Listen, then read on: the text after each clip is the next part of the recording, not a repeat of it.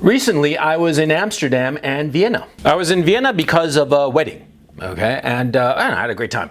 And I was in Amsterdam because, well, frankly, I'm going to be moving there. I'm going to be spending roughly half my time in Amsterdam and the other half here in Kharkov because of reasons. Now, Amsterdam is a fabulous city in so many ways. I mean, it's architecturally beautiful, right?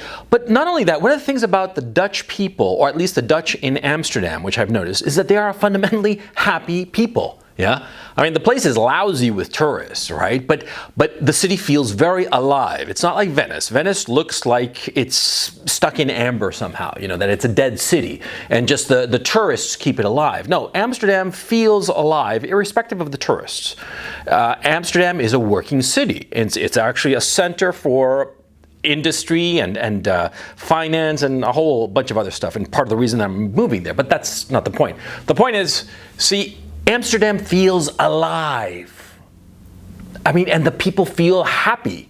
Contrast that with Vienna, right? I was in Vienna, and to tell you the truth, I'd never been there before, and I didn't like it at all. You know, I got off the plane, and rather than take a taxi to where I was staying, I decided to take public transportation. I arrived early, so there was no rush to get to where I was staying, right? And I'm on the subway and the train from the airport, and then the subway in the city itself, and people were so unhappy. There was this fundamental unhappiness to them.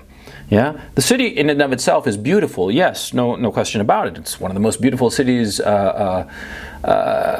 Well, no, it's supposed to be one of the most beautiful cities, but actually being there, it was just depressing. The architecture was depressing. The people were unhappy. It was just a downer, you know? And the thing is, see, I wouldn't have known this if I hadn't gone there. And that's, of course, the point. And see, I wouldn't have known this unless I'd actually gone there, which is, of course, the point of this video. See, you're a young man. You're a young man in your 20s and your 30s, whatever. You should travel. And the fact of the matter is, the younger you are, the more you should travel. Because as you get older, you have a lot of responsibilities. You have your career or your business that is going to keep you tethered in place, right? When you're young, rather than go to college, which is just a colossal waste of money, and it's going to put you into debt slavery for decades to come, go out and travel. Yeah. If I had to do it all over again, that's what I would do. I mean, I traveled quite a bit when I was young, yeah, and I went to Peru, I went to Bolivia, I went here, there, the other where, you know, I saw Machu Picchu, I did the Inca Trail and all that shit, which is really fucking awesome, right? But anyway, the point is, I didn't travel enough, or I don't feel that I traveled enough as a young guy, right? Let me see, when I was 32 or so, yeah, 32, I went 32, 33, I went 6 months on a North American trek. I went with my Land Rover and my dog, and I started in New York City, went up to Toronto, around the Great Lakes, went all the way up to Yellowknife, the northernmost point in Canada you can drive to, then crossed the Rocky Mountains into Alaska, and then drove all the way north to Dead Horse, Alaska. Yeah, it was one of the great experiences of my life. From Dead Horse, I crossed Alaska all the way to Anchorage, then took a ferry to Juneau, and then another ferry from Juneau to Bellingham in Washington State, and then all down the west coast of the US to Los Angeles, then across the Southwest, Las Vegas, Arizona, New Mexico, all the way across Texas, all the way across the deep South, and drove right back up to New York City. It took me 6 months and 20,000 miles or something like that. It was a tremendous experience. One of the high points of my life, quite frankly. And so why should you travel? What's the point of traveling? Quite obvious. It's to experience different realities. I've lived as a citizen, as a resident rather, in Paris and London. I've lived in Germany. Now I'm going to be in Holland for a while. And when you actually live in a place, not just travel through it, but live somewhere, see it up close. Even if you're living there, quote unquote, for just a couple of weeks, when you live in a new place and really experience it, you get a whole new appreciation of where you come from, because you're able to compare where you come from to what you are seeing at that moment. Yeah, I was saying that people in Vienna are all depressed and downer. The whole city is like a big old downer, right? Now, if you're born in Vienna, you'd never know that because that's all you know. Somebody who's been in other places, as I have, I go to Vienna and I say, man, this whole fucking town is just a bummer. Everybody's just depressed, right? And if you were from Vienna and you traveled to, say, Amsterdam, where everybody's fucking happy, I mean, maybe it's just, the pot smoke or something, but everybody is goddamn happy in that town. That's one of the reasons I fucking love it, right? And very excited about this move. But the point, if you lived in Vienna and never known anything else, you'd figure that that's life. Life is just depressing and sad, because that's the vibe you get from Vienna. You go to Amsterdam and you see people happy. You see people walking around or riding their bicycles everywhere, here, there, with a smile on their face. I mean, they're genuinely happy to be alive. Yeah, and you realize that life is different, and that's the point of travel. It gives you points of contrast, points of comparison to what you have lived and what other people are living, and what you live when you go someplace else. Note, I'm not talking about tourism, okay? Tourism is a different beast. Yeah, you go as a tourist, like in a package or some shit like that, yeah? And what's going on? Well, you're basically in a bubble. You're in a bubble going someplace. They're taking you in a bubble, like in a spaceship. Yeah, they're taking you in a spaceship from your country to another country to just visit it and come back. But you're never outside the bubble. You're never stepping outside the spaceship and seeing how the natives, how the aliens at this foreign planet actually live. Being a tourist, or let me rephrase that, doing the whole mass market tourism, where you go with a package and you go and you stay at the designated hotel with the other tourists and you see the sights and you do, quote unquote, Paris or Amsterdam or London or whatever other city you go to, right? That's not living in the city. No. That's not living in the city at all. No, when I talk about living in the city, I talk about being in a city long enough that you know the schedule of the dumpsters. Yeah, when you know the schedule at what time of day, and which day, of course, the trash truck is going to come and clean up the street and clean up the garbage. Then you can say that you sort of like live in that city. That's when you can say that you sort of like know it. You know what I mean?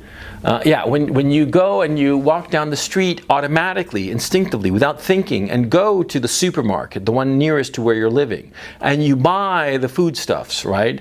And you already know a few people here and there that you casually see every day. When you've breathed in that same air, that same rhythm of a city, that's when you can say that you've really lived in that city. And that's what you should do, especially when you're young. When I was young, a lot of times I didn't travel because I didn't have the money. And I was lucky enough that, I was an English teacher when I was like 19. I started teaching English when I was 19. So I always had like enough money to travel. But I always figured that I'm not going to travel unless it's like nice, right? And stay at a hotel and see things and it's not going to be grungy. But the funny thing is that, the first big trip I took was when I was 15 years old. And I got robbed. I went up to the north of Chile from Santiago. I went up to a beach called Tongoy, which now is just like overdeveloped. But back in the day, this is like 83. 83.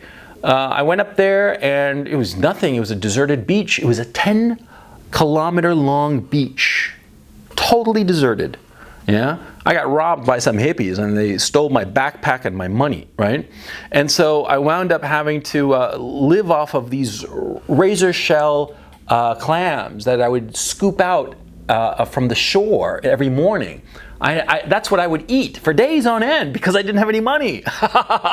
and from there I hitchhiked down south to Santiago, and then I kept on going south all the way to Villarrica, which is a town in the south of Chile, right? I think it was about 800 kilometers south of Santiago. And from there I went back to Santiago, hitchhiking again. And from Santiago I went to Viña del Mar to meet up with my friends there, my family rather. And the whole thing was this big adventure. I did when I was 15 years old. And I was miserable most of the time. I mean, when the fucking hippies robbed me, fuckers, right? They ruined my trip because I was going to do stuff and I was going to take a bus and see this and that and meet up with friends and all the rest of it. I was reduced to going, just my thumb, right? But it actually made the trip. I learned so much more.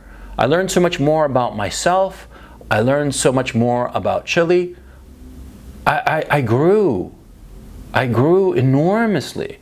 Even though I was still a boy, it was my first firm steps forward towards being the man that I am today. I could feel it now, retrospectively, because having to be resourceful, depending on, I didn't have money, I didn't have anything, there was no cell phone or any shit like that, right? I didn't have anything. And so it was just, I was living by my wits. It was the great experience of my life. Oh yeah. There's this dumb saying, that the only way to spend money and become richer is by traveling. It's kind of stupid, but it's really fucking true. Yeah? Well, most cliches sound stupid, but they are true. Yeah. The only way to spend money and get richer is by traveling. Yes.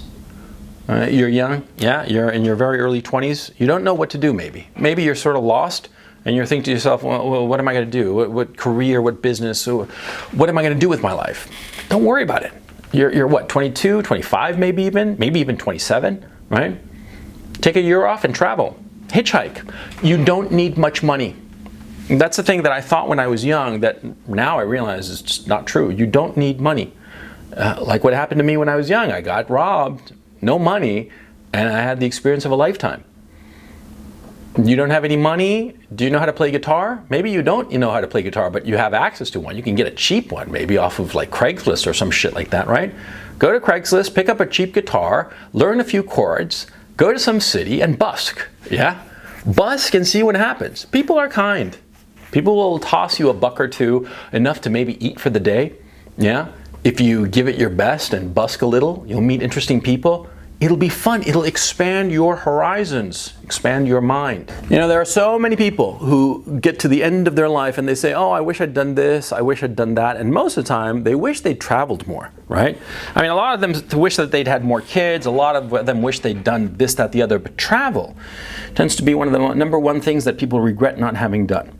Now, I'm really fortunate in that regard because I've traveled shitloads. I mean, at this point, I can't even remember how many airplanes I've been on. I mean, getting on a plane is second nature. I mean, I know all the tricks of the trade insofar as, getting bumped up to, business class and getting a free baggage check or whatever. I mean, yeah, because, it's little tricks that you learn along the way of so much traveling. And I've been fortunate in that regard. Ever since I was 15 and this trip I was telling you about, I've traveled all over the place, right?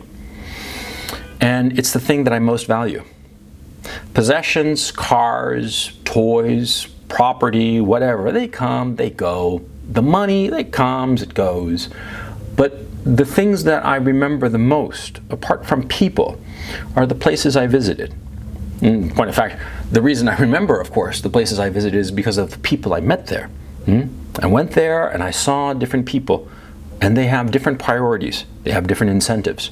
They have different preoccupations. And those different priorities, different incentives, different preoccupations, they inform me about my own priorities, my own incentives, the things that matter to me by comparing to them.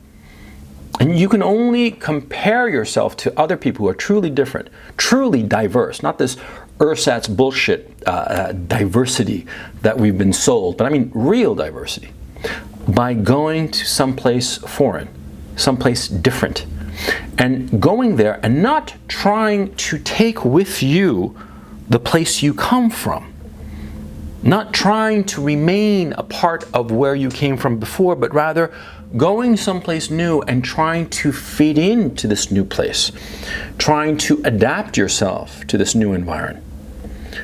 By adapting, by changing yourself to fit in, by changing your own rhythm so that you fit into the rhythm of the place you go, you'll discover so much more about yourself. You'll expand. Now, how will you expand? That will depend on you. That's the beauty of it. It's unpredictable. And you'll discover things about yourself that you never would have anticipated. You might discover that you fucking hate traveling and you like where you come from and you want to stay right there, pat. And that's perfectly fine. Or you can discover to yourself that once you go someplace else, you discover that where you come from is so small and limiting and you want nothing to do with it and you want to expand your horizons even further. And that's perfectly fine too. But the point is, see, whatever you discover about yourself, it'll be two things. It'll be something new and it'll be something profound about who you are. It'll be something that you'd never considered, and it'll be something essential about the man you are and the man you will possibly be. So go out there and travel. You got the whole fucking world, and we are living at a time, this glorious civilization that we've got, where it is possible within 24 hours to be on any point of the globe that you want.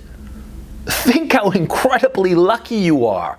You know, for a couple of $1,000, you can go to the ass end of the world. And you might say to me, well, what the fuck am I going to spend my money, my hard-earned cash to go to the ass end of the world? That's not the fucking point. The point is you can go. Anywhere you dream to go on this earth, you can go there. And it just takes a cheap-ass discount flight and you're there. And you got a guitar, right? Or you got a fucking bongo drums. You know, a djembe drum? I used to have one, by the way. I always dreamed about having a djembe drum. I think it's how you pronounce djembe drum. However the fuck you pronounce that fucking thing. I had one. I practiced a little bit and dropped it and lost the fucking drum. But anyway, you practice that. You can play that shit for busk money, for food money, wherever you go, in any subway in the world. And people will be happy to toss you a few coins here and there. It'll be enough to live by. You don't need money. All you need is will. And that's where so many people fail. They lack the will. They have the desire, but they lack the will. And so you have to realize that, see, the will is what separates, you know, the boys from the men, as it were. Will. Just desiring it and doing it. And not fucking around. And not coming up with excuses. I'm telling you that you should go out there and travel the world. I'm telling you that if you do that, you will grow as a man. I'm telling you that if you travel the world and compare yourself to other people and be there long enough to understand how those people live and work and think, you will change and learn about yourself and the world. Yeah, these are all good things, right? But the only way to get these good things that you want is to actually do it. If you have excuses as to why you haven't done it, you're a pussy-ass bitch. Yeah, because there are no excuses. Not today. Not today, not in the civilization, this glorious civilization where we have all this wonderful technology that allows you to do this just like that. Do it. Don't be foolish. Don't become an old man, you know, wishing that he'd seen more of the world as he stayed his whole life in this itty-bitty little corner and saw nothing.